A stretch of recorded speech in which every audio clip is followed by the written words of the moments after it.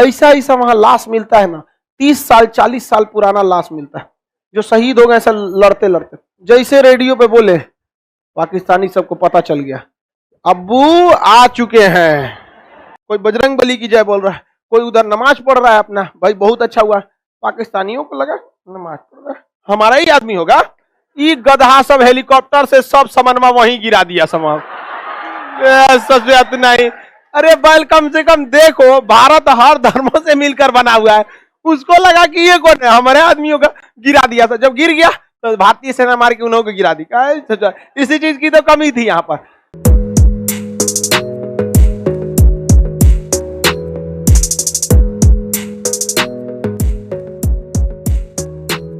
देखिए 1971 में हम लोगों ने पाकिस्तान को बड़ी मार मारा था, और उस समय हम लोग को डर इस बात का था कि अमेरिका उसको बचाने मत चला है, तो उसके 93,000 फौजियों को हम लोग पकड़े थे।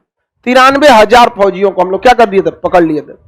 ऐसा हिजड़ों की फौज रख के क्या पता कि सोचा 93,000 पकड़ा जा रहा है सब। बताइए उतना 93,000 फौजी पकड़ा कैसे गया यार, बताइए कितना लोल था सब। 93,000 अगर पैदल चल जाएगा, गांव का गांव दबा के मर जाएगा।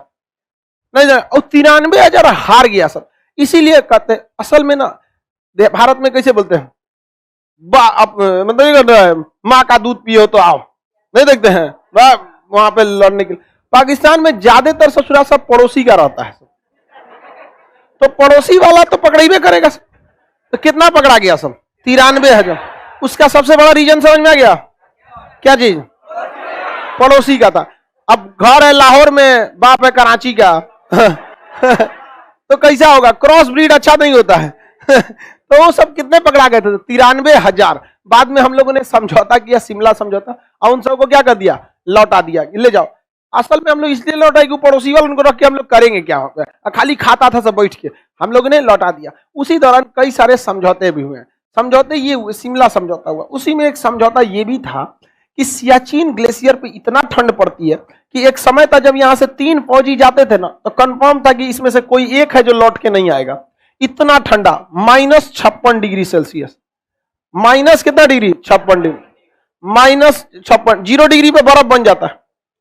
0 डिग्री रहता है तो कितना हो जाता है, बर्फ। माइनस कितना, 56 डिग्री। वहां अगर आप थूकिएगा ना इसे, तो जमीन पे गिरने से पहले वो बर्फ जम जाता है। अंडा को हथौड़ी से फोड़ना पड़ता है, इतना ठंडा हो जाता है। जो अंडा होता है कच्चा अंडा, ऐसे गिर जाता है तो फूट जाता है, चला के मारिएगा नहीं फूटेगा, हथौड़ी से फोड़ना पड़ेगा। जो जूस होता है ना, जूस पैकेट वाला जो जूस आता है, उसको पहले चाकू से काटा जाता है, एकदम जम जाता है बर्फ, टुकड़ा टुकड़ा करके पतीली में रख के 4 सीटी लगाइएगा, तब वो जूस पीने लायक होगा। 20 सीटी में आलू गलता है, यहां 20 सीटी में आलू गायब हो जाएगा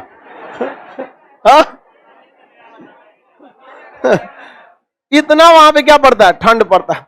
सोच सकते हैं कितना खतरनाक। अगर ग्लव्स के बाहर हाथ आ गया ना, तो काट के निकालना पड़ जाएगा। वहां फौजियों को दाढ़ी कटवाने नहीं दिया जाता है, दाढ़ी बहुत ठंड रोक लेता है, बाल दाढ़ी ठंड क्या करता है, रोक लेता है। इतना भयानक ठंड पड़ता है। हम जब सांस लेते हैं तो सांस में हल्का सी नमी भी रहती है, तो हमला का शरीर गर्म है, उस नमी को वापस फेंक देता है। लेकिन ठंड के दिन में वही नमी दिखने लगती है, ऐसे देखते हैं भाप दिखने। अगर और ठंडा हो जाएगा तो जम जाएगा, तो फेफड़वा में कभी कभी बर्फ जम जाता है, मर जाता है आदमी। फौजी ड्यूटी कर रहा है, ज्यादा सांस वैसे ले लिया ना, तो पल्मोनरी करके कोई बीमारी हो जाता है, हाइपोक्सिया पल्मोनरी करके बीमारी हो जाता है, मर जाता है आदमी ठंड से। वहां इतनी खतरनाक हो जाता है। चलते चलते बर्फ में चलेगा, अचानक धंस गया, धंस के बर्फ ढक गया, अब खोजना पड़ता है कहाँ गया, तो भाला रखे रहते हैं लोग, आगे नोक नहीं रहता है, मतलब थोड़ा सा नोक तोड़ दिया जाता है, अब भाला खोदते हैं। अगर भाला घुस गया अंदर तो समझ जाएंगे यहाँ नहीं है, अगर जहां रुका तो क्या है, वहीं पे है, तुरंत खोदाई करके निकाला जाता है। ऐसा ऐसा वहां लाश मिलता है ना, 30 साल 40 साल पुराना लाश मिलता है, जो शहीद हो गए ऐसा लड़ते लड़ते, नहीं मिल पाया बॉडी, वहीं दब गया। कभी बर्फ पिघलती है तो बॉडी मिलती है। तो इसलिए पूरी दुनिया फौजियों की रिस्पेक्ट करती है। वहां अपने घर के उन लोग को न मुखाग्नि मिला, न किसी को अपने घर की मिट्टी मिली वहां पर, वहां अभी भी है। तो यहाँ बहुत सारे लोगों की जान जा रही थी, जिससे कि दोनों देशों ने समझौता किया कि ठंड के दिन में हम दोनों अपनी अपनी फौज को वापस बुला लेंगे। पाकिस्तान ने भी कहा ठीक है आप भी बुला लीजिएगा, हम भी बुला लेते हैं। लेकिन पाकिस्तान वाला जो था सब, भारत इधर उतना ध्यान नहीं दिया, क्योंकि क्या चल रहा था, बर्फ। तो भारत का आगे छोड़ो, यहाँ पे कोई दिक्कत नहीं। तो 8-10 साल से पाकिस्तान भी इधर नहीं गया था, ठंडी गर्मी बरसात कभी नहीं जाता था। अब भारत भी इधर 8-10 साल से नहीं गया, लेकिन भारत को गुप्त सूचना मिली कि वहां पाकिस्तान क्या कर रहा है, कब्जा कर रहा है, वहां पे क्या कर रहा है, कब्जा कर रहा है। अब वहां रहने के लिए हमारे पास कपड़े नहीं थे, वहां रहने के लिए बहुत खतरनाक कपड़े की जरूरत होती है। हम लोग 4-4 को रजाई ओढ़ लेंगे तब वो ठंडा मार देगा। रजाई से मायने नहीं रखता किस क्वालिटी का कपड़ा है, उस टाइप का होता है।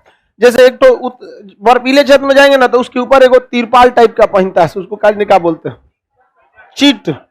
चीटर, हाँ वही चीटर, तिरपाल बोलो ना उसको सीधा। ऐसे ऊपर क्या ओढ़ लिया था, तिरपाल, तो ठंडा को क्या करता है, रोक लेता है।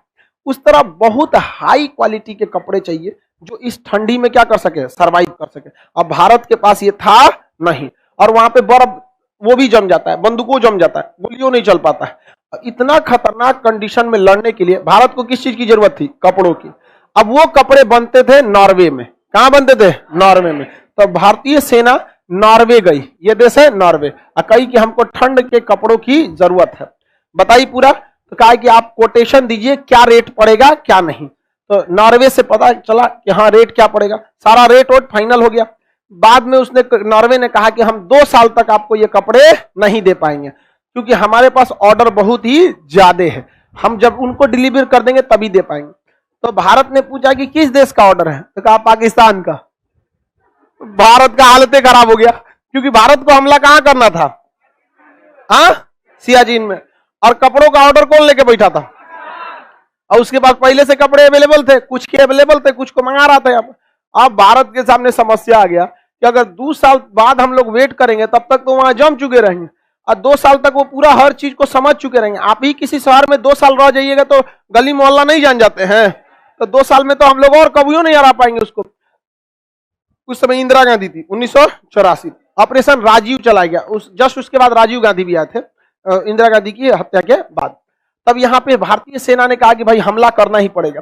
तो भारतीय सेना के पास वो कपड़ा ही नहीं था, तो भारतीय सेना ने कहा कि कुछ ना कुछ तो करना पड़ेगा। तो भारतीय सेना अपने जितने जाबाज जवान थे, यंग जो थे, उन सब की भर्ती की और कहां भेज दी, सियाचिन। कहां भेज दी, सियाचिन पे चढ़ा दिया। सियाचिन पे जब चढ़ गए ये लोग ऊंचाई पर, तो इन लोग को कहा गया था कि आप रेडियो ऑन मत कीजिएगा, क्योंकि जैसे रेडियो ऑन करते हैं ना, फ्रीक्वेंसियां पता चल जाता है कि यहाँ कोई ना कोई आदमी है, क्योंकि फ्रीक्वेंसी बात करेंगे तो पता चल जाएगा यहाँ पे कोई ना कोई बात कर रहा है। तो फ्रीक्वेंसी ऑन करने के लिए मना किया गया था यहाँ पर। तो ये लोग आगे बढ़े, अब बर्फ में टेंट लगाए, तो एक फौजी बीमार पड़ गया, फेफड़े में पानी भर गया, उसको भेजना बहुत जरूरी था। अब मजबूरी में ये लोग क्या करें, लोग टेंट लगाने का लगा दिए टेंट वहां पर, और उसके बाद वो इतना बीमार पड़ गया कि रेडियो पे इन लोग को मजबूरी में बोलना पड़ा। जैसे रेडियो पे बोले, पाकिस्तानी सबको पता चल गया अब्बू आ चुके हैं। समझा गया कि नहीं, पाकिस्तानियों क्या पता चल गया, आ चुके हैं यहाँ पर। अब पाकिस्तानी सब घेरना चालू कर दिया, सब पहले से था सब वहां पर। अब वहां पर उन लोग जो बीमार थे उनके वापस भेज दिया गया। एक चुनमन पांडे नाम था एक सिपाही का, जो बाहर में क्या कर रहा था, ड्यूटी कर रहा था, और बाकी लोग टेंट के अंदर थे ठंड से बचने के लिए। रात का समय था, पाकिस्तानी सोचे सब हमला किया जाए।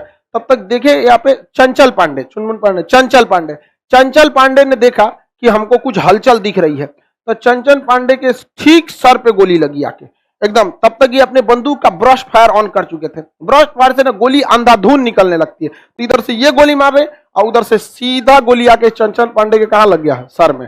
अगर वो गोली नहीं चलाए रहते ना तो टेंट के अंदर सारे लोगों की जान चल गई रहती, क्योंकि बंदूक की आवाज से ही उठे थे लोग वहां पे जो अंदर सो रहे थे। रात में जब गोली चला सब लोग उठे, और उसके बाद भारतीय सेना के पास तो उतना अच्छा कपड़ा नहीं था, लेकिन पाकिस्तानियों के पास जबरदस्त कपड़ा था। तो पाकिस्तानी सब उसी कपड़े पहन के एकदम ठंड में आ गए लड़ने। और हमारे यहाँ सबसे पहले ही जो ड्यूटी कर रहे थे चंचल पांडे, क्या हो चुके थे, शहीद हो चुके। बाकी जब भारतीय सैनिक उठी तो उधर से पाकिस्तान के जितने भी फौजी आते A to Z को मार डाला, कोई नहीं बचा यहाँ पर।